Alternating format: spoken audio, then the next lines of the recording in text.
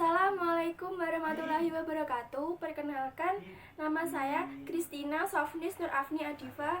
Saya dari kelas 10 MIPA 3. Di sini saya akan menyampaikan presentasi mengenai teks debat yang berjudul Dibukanya Sekolah Tatap Muka. Mari simak video saya. Dibukanya sekolah tatap muka pada semester genap tahun ajaran dan tahun akademik 2020-2021 di masa pandemi COVID-19. Pada tanggal 20 November 2020, Menteri Pendidikan dan Kebudayaan Nadiem Makarim mengumumkan bahwa pemerintah sudah mencabut aturan larangan sekolah tatap muka di masa pandemi COVID-19.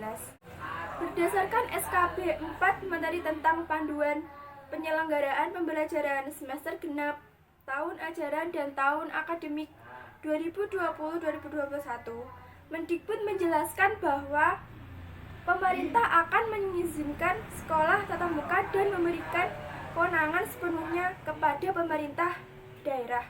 Bagaimana menurut kalian? Apakah Indonesia sudah siap membuka sekolah-sekolahnya dan menyelenggarakan sekolah tatap muka lagi? Kami sangat setuju pemerintah membuka sekolah-sekolah dan menyelenggarakan sekolah tatap muka lagi. Karena pembelajaran jarak jauh PJJ, kami nilai kurang efisien dalam proses belajar mengajar. Apalagi selama ini PJJ tidak dapat dilakukan di seluruh Indonesia.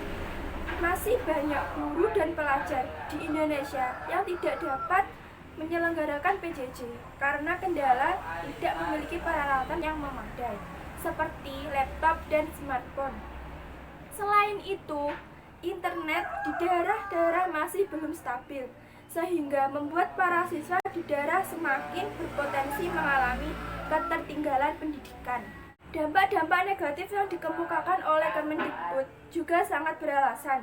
Oleh karena itu, kami mendukung dibukanya kembali sekolah-sekolah yang diadakannya kembali pembelajaran tatap muka. Kami menolak dibukanya kembali sekolah-sekolah dan diadakannya kembali pembelajaran tatap muka.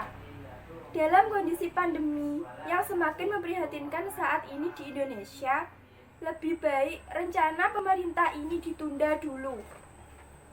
Kami khawatir bila pemerintah masih bersikeras membuka sekolah dan mengadakan pembelajaran tatap muka, akan ada banyak klaster baru COVID-19.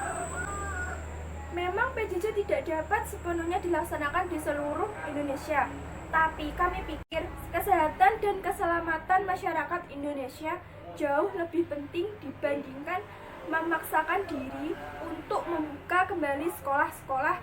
Apalagi data menunjukkan pada tanggal 8 Januari 2021 ada lonjakan kasus baru positif COVID-19 sampai 10.617 kasus. Sebagai tim netral, kami bisa memahami masing-masing argumen dari tim pro dan tim kontra. Kami setuju PJJ yang tidak dapat dilaksanakan di seluruh Indonesia membuat banyak siswa di daerah yang mengalami ketertinggalan.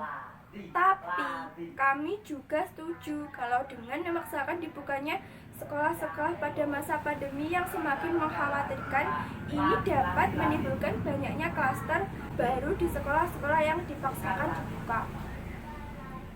Sekalipun demikian, mungkin kita dapat menekan penyebaran dan penambahan kasus baru COVID-19 dengan mengetatkan protokol kesehatan di sekolah-sekolah yang akan dibuka kembali, serta mengikuti peraturan pemerintah mengenai penyelenggaraan pembelajaran tatap muka.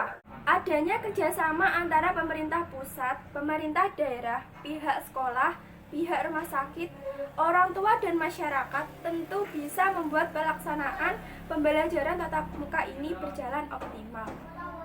Namun, bila memang nantinya terbukti kebijakan pemerintah ini menimbulkan klaster-klaster COVID-19 baru di sekolah-sekolah yang dibuka kembali, sebaiknya pemerintah menghentikan kebijakan pembukaan kembali sekolah-sekolah ini dan kembali menerapkan PJJ.